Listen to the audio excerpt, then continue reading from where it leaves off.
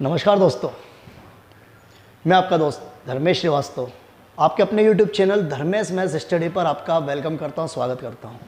I hope इस lockdown के बाद आप सब मस्त होंगे और व्यस्त होंगे। तो चलिए, बहुत समय बाद एक वीडियो बनाने की इच्छा हुई थी, इसलिए उस वीडियो को मैं आपके सामने प्रस्तुत कर रहा हूँ।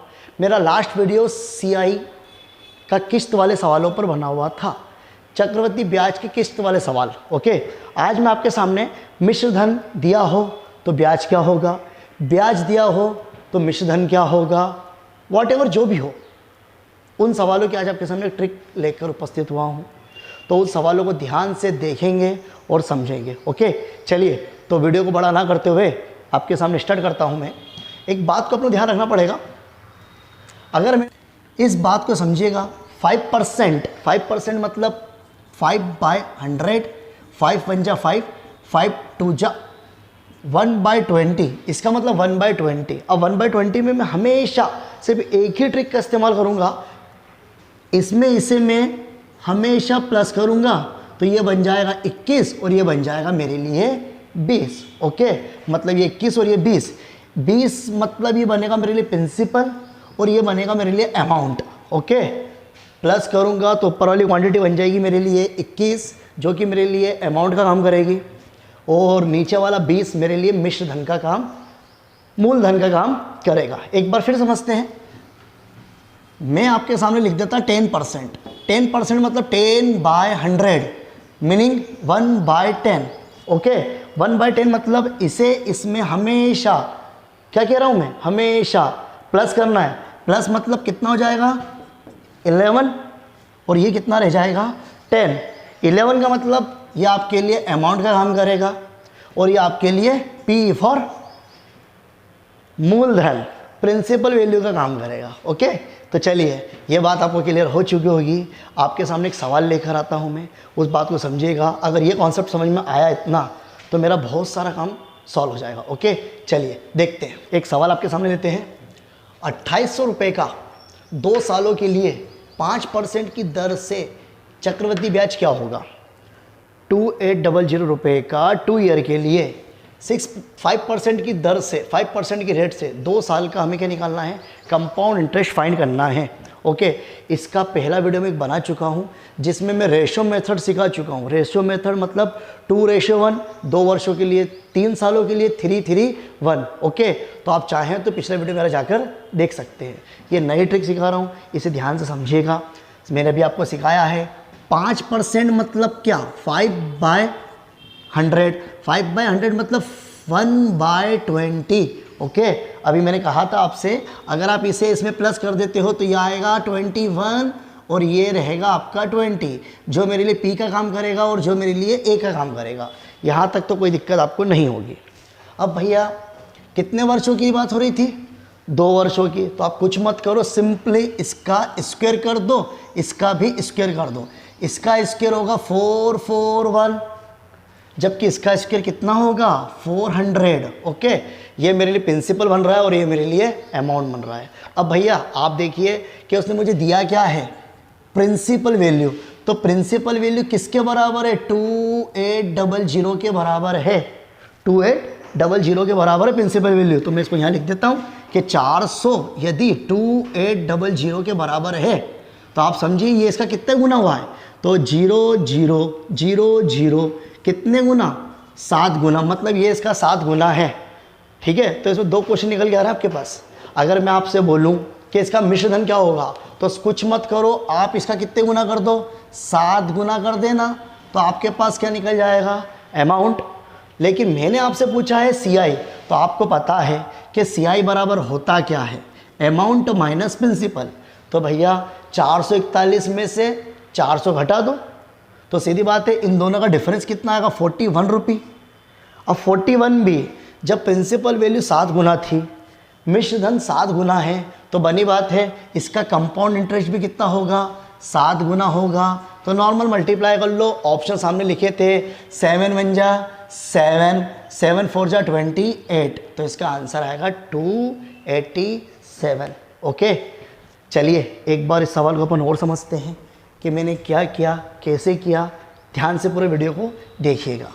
सवाल आपके सामने लिखा हुआ है सवाल ये लिखा हुआ है कि 2800 रुपये का 2 सालों के लिए 5% की दर से आपको CI निकालना है। तो मैंने आपको सिंपली सिखाया है 5% मतलब 1/20, 1/20, और 1/20 में इसे प्लस करना है तो ये बन जाएगा 21 और ये बन जाएगा कितना 20।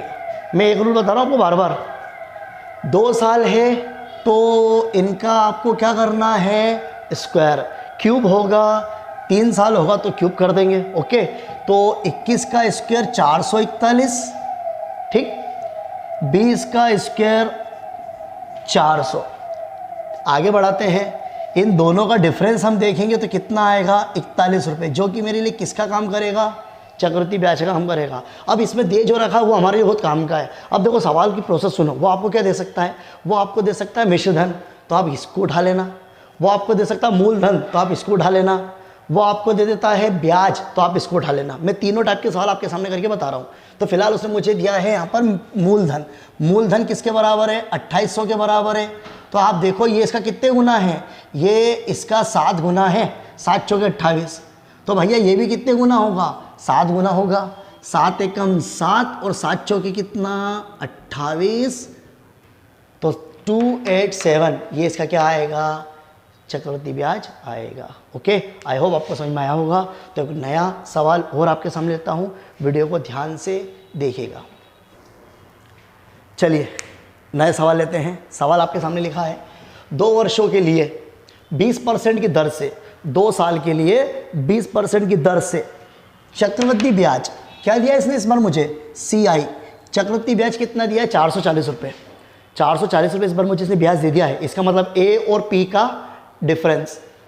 तो मिश्रधन क्या होगा, मुझे कुछ भी नहीं करना है, मुझे सिर्फ 2 चीज़ देखना है, एक कितने साल के लिए दिया है वो, और एक रेट परसेंट क्या दिया है वो। 20% का मतलब क्या होता है, 20% मतलब 20/100, मतलब 1/5, 20 से 5 100। और मैंने अभी आपसे कहा है आपको सिंपली इसे प्लस करना है, तो ये बन जाएगा आपके लिए 6 और ये बन जाएगा आपके लिए 5, जो आपके लिए P का काम करेगा और जो आपके लिए A का काम करेगा। लेकिन समय सीमा का ध्यान रखना है हमें। तो समय सीमा कितने वर्ष है, 2 वर्ष है। तो कुछ मत करिए, इसका स्क्वायर कर दीजिए और इसका भी क्या कर दीजिए, स्क्वायर कर दीजिए। 6 का स्क्वायर कितना होता है 36, जबकि 5 का स्क्वायर कितना होता है 25। अब मुझे इसने दिया क्या था, इसने मुझे दिया था CI, और आप याद करिए अमाउंट और प्रिंसिपल का डिफरेंस आपके लिए क्या बन जाएगा, CI। तो देखिए कितना CI आया, इन दोनों का डिफरेंस 11 है, जो कि 440 के बराबर है, जो कि 440 रुपये के बराबर है। बस अगर आपको ये समझ में आ रही बात कि कौन किसके बराबर है, तो आपका काम यूँ क्या 11 से कितनी बार कट रहा है, 40 बार, मतलब ये इसका 40 गुना है, 40 गुना है। अब आपसे पूछता है वो कि बताओ इसका मूलधन क्या होगा, तो कुछ मत करो, इसको कितने गुना कर देना, 40 गुना। तो वो आपसे पूछे मिश्रधन क्या होगा, तो आप इसको कितने गुना कर देना, सिंपल 40 गुना। ओके, करना क्या है, जो आपने CI निकाला था वो 40 गुना था, अगर आपने इसमें गुणा करा तो आपका मूलधन भी निकल जाएगा, और आपने इसमें गुणा करा तो आपका मिश्रधन भी निकल जाएगा। मैं इसका मल्टीप्लाई इसमें कर देता हूँ, तो 6 चौके 24 हासिल 2, 6 × 18, 18 और 2, 6 4 × 12, 12 और 2 14, और पीछे कितना 0। तो इसका आंसर कितना आएगा 1440 रुपये, यानी ये रहेगा इसका क्या, मिश्रधन। और अगर मैं आपसे बोल देता मूलधन बताओ, तो 25 चौक 100, ये आपके लिए आया था 1000 रुपये, यह आपके लिए क्या बन जाती, प्रिंसिपल वैल्यू। ठीक है, चलिए एक नया सवाल और लेते हैं। सवाल को, इस वीडियो को स्किप ना करिएगा और पूरा ध्यान से देखिएगा। चलिए बढ़ाते आगे। चलिए एक नया क्वेश्चन और आपके सामने लेते हैं। यदि 2 वर्षों के लिए 33.3%, इस बार जो रेट लिया है अपन ने वो कैसा लिया है, इंटीजर में, भिन्न में। यदि 2 वर्षों के लिए 33.3% की दर से मिश्रधन, ये काम की चीज़ है, मैं आपसे अकेले कह रहा हूँ, मिश्रधन कितना है 6400 रुपये है, तो कंपाउंड इंटरेस्ट क्या होगा। मतलब इस बार मैंने देखिए मूलधन का सवाल भी करके बता दिया आपको, ब्याज का भी करके बता दिया। अब हम ले रहे हैं CI निकालना है, तो हम निकालेंगे मिश्रधन। आपको करना कुछ भी नहीं है, सिर्फ रेट को उठाना है और सवाल चुटकियों में हो जाएगा। ठीक है। 33% का मतलब क्या होता है, 33 एक 3% मतलब 100/3 इंटू 100, 3 3 33 3 99 और 100, 100/3 इंटू 100%, 100 कटा, क्या बचेगा आपके पास 1/3। तो इसमें इसको हमेशा प्लस करना है, तो ये क्या बन जाएगा आपके लिए 4 और ये क्या बन जाएगा 3। फिर याद करिए मैंने क्या कहा था, कितने साल की बात हो रही है, 2 वर्षों की बात हो रही है, तो इसका भी स्क्वायर कर दीजिए और इसका भी स्क्वायर कर दीजिए।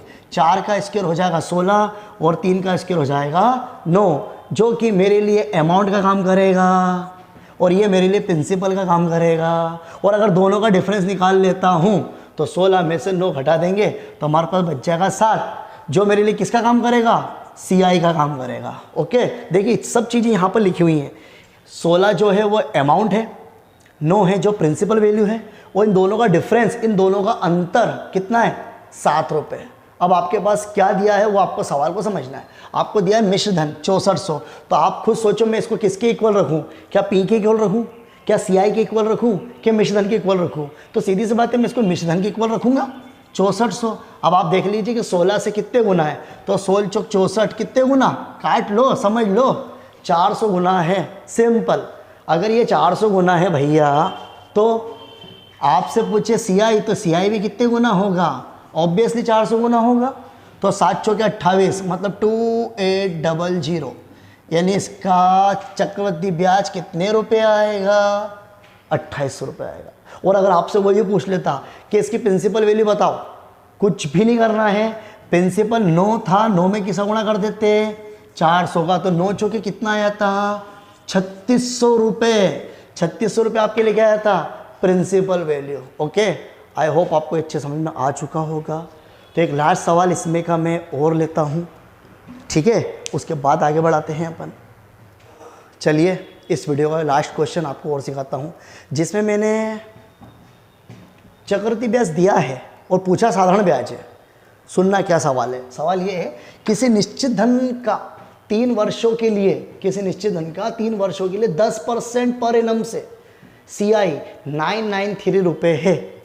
क्या कह रहा हूँ, किसी निश्चित धन का 3 वर्षों के लिए 10% की दर से CI 993 रुपये हो तो साधारण ब्याज क्या होगा, सिंपल इंटरेस्ट क्या होगा। करना कुछ भी नहीं, आपको 2 बातें याद रखना। मैंने आपसे कहा था, एक तो समय कितना दे रखा है 3 साल, और रेट कितना दिया है इसने 10%। 10% का मतलब आप समझ चुके हो, 10% का मतलब होता है 1/10, और 10 में इसे जोड़ दो कितना है 11, और यहाँ पे आया 10।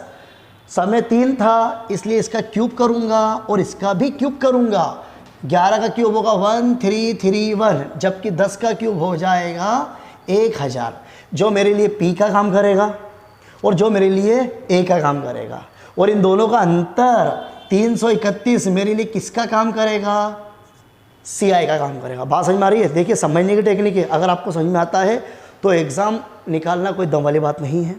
सवाल समझिएगा, 1331 आपके लिए A का काम करेगा, मिश्र धन का काम करेगा, 1000 रुपये आपके लिए P का काम करेंगे, और दोनों का डिफरेंस 331 रुपये आपके लिए CI का काम करेगा। अब सवाल क्या दिया है हम उससे बात करते हैं। सवाल में मुझे उसने CI दिया है, CI दिया है 993, इसका मतलब मैं इसे इसके सामने रखूँगा 993। अब आप खुद समझ गए होंगे कि ये इसका कितने गुना है, तो ये इसका तिगुना है। 3 टाइम से देखिए ना, 3 1 3, 3 3 9, 3 3 9। अब आपसे क्या पूछना चाहता है वो आपसे पूछे अमाउंट तो आप इसका गुना इसमें कर दो, वो आपसे पूछे प्रिंसिपल वैल्यू तो आप इसका गुणा इसमें कर दो। लेकिन उसने मुझसे पूछा क्या है, उसने मुझसे पूछा साधारण ब्याज। अब साधारण ब्याज का फंडा आपको पता है, साधारण ब्याज बराबर होता है P × R × T divided by कितना 100। तो मुझे P तो चाहिए पड़ेगा ना, तो P मैं कहाँ से लेके आऊँगा, तो P ये रहा मेरा इसका गुणा इसके साथ, तो P रहेगा 3000 रुपये। रेट कितना था 10%, तो रेट रहेगा 10%, और टाइम कितना रहेगा 3 वर्ष। तो यहाँ आ जाएगा 3 डिवाइडेड बाय 100, तो 0 0 0 0, 300 का तिगुना कितने रुपए, ऑब्वियसली 900 रुपये। तो ये आपका रहेगा साधारण ब्याज। आई होप आपको वीडियो अच्छे समझ में आया होगा। तो प्लीज़ वीडियो को लाइक करें, शेयर करें और सब्सक्राइब करना ना भूलें। मिलते हैं नेक्स्ट वीडियो में, बाय।